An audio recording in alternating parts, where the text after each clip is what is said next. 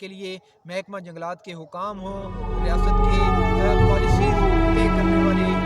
جو حکام ہیں وہ ہوں، یا پھر ایک عام آدمی ہو،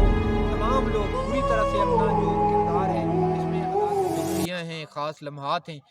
یہ بھی بہت جو ہے وہ افسوسناک ہیں۔ ایسے میں کہ مظفر آباد شہر کے جو خوبصورت پہاڑ ہیں وہ آج بھی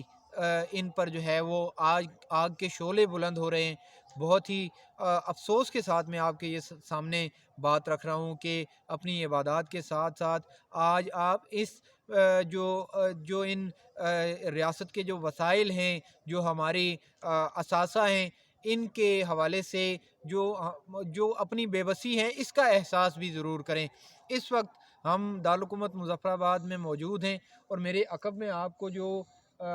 پہاڑ ہیں ان پر آگ کے شعلے بلند ہوتے ہوئے نظر آتے ہوں گے۔ انسانی آنکھ سے اس منظر کو دیکھنا یہ قدرے آسان نہیں ہے کہ بلند آگ کے جو شعلے ہیں وہ انسانی دل کو جو ہے وہ پسیج کر دیتے ہیں کہ یہاں پر جو بلند ہوتے آگ کے شعلے ہیں یہ یہاں پر جو حشرات الارض ہیں، اسی طرح سے جو مختلف جنگلی حیات ہیں اس کو جو ہے بری طرح سے متاثر کرتے ہیں۔ پھر ایک اور جو اہم بات ہے کہ یہ وہی قطعے ہیں، یہ وہی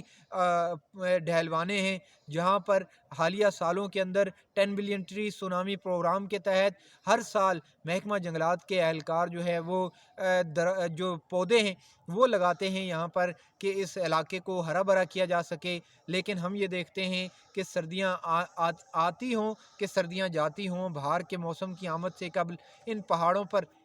جو آتش زدگی ہے اس کا سا ایک چلن ہے، اور اس سارے عمل پر قابو پانے کے لیے محکمہ جنگلات کے حکام ہوں، ریاست کے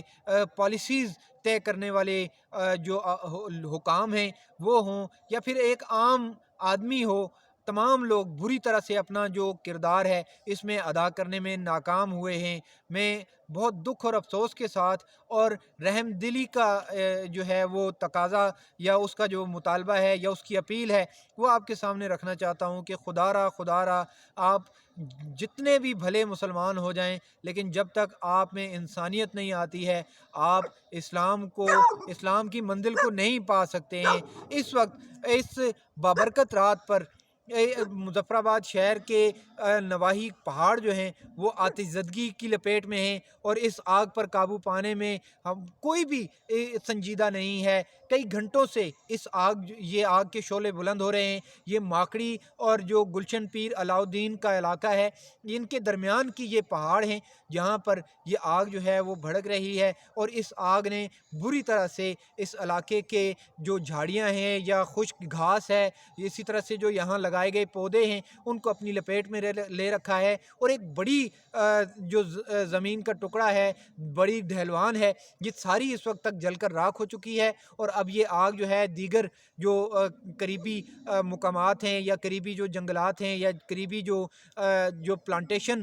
کی گئی تھی جن علاقوں میں وہاں کی طرف بڑھ رہی ہے، اور بری طرح سے یہ اس علاقے کو، ریاست کے وسائل کو، لوگوں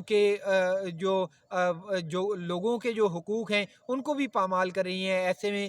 کسی معمولی سے فائدے کے لیے ہر سال اس طرح کی آگ لگا دی جاتی ہے۔ میری یہ گزارش ہوگی حکام سے، پالیسی ساز اداروں سے، اسی طرح سے جو از خود محکمہ جنگلات جو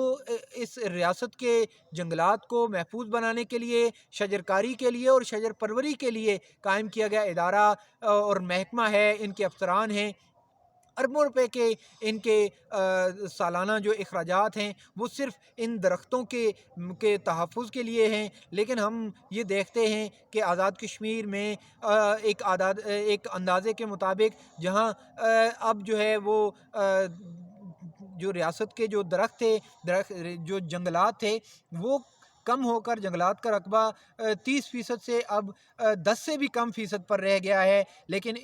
ان سرکاری اعداد و شمار اس سے قدرے مختلف ہیں، تو صرف اور صرف اس کی صورتحال یہ آگ ہے جو مسلسل لگائی جاتی ہے، اور دوسری جانب یہ ان علاقوں میں جو محکمہ جنگلات کے یا دیگر مختلف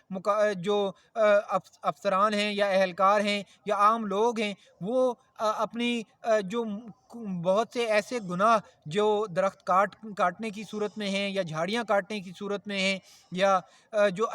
تازہ گھاس لینے کے لیے صرف اور صرف یہ آگ لگا دیتے ہیں، اور اس کی وجہ سے یہ ہمیں افسوسناک صورتحال دیکھنے کو ملتی ہے۔ میں ایک بار پھر آخر میں آپ تمام لوگوں سے گزارش کروں گا کہ خدا را اس حوالے سے بھرپور کردار ادا کریں، ہمیں بھرپور موو بنانے کی ضرورت ہے، مل کر کام کرنے کی ضرورت ہے، تاکہ ہمارے یہ جو ہرے بھرے درخت ہیں، ہرے بھرے ہمارے جو پہاڑ ہیں اور ہمارے ہرے بھرے گھنے جنگلات ہیں، ان کو محفوظ بنایا جا سکے اور آنے والی نسلوں کا جو مستقبل ہے اس کو بھی محفوظ بنایا جا سکے۔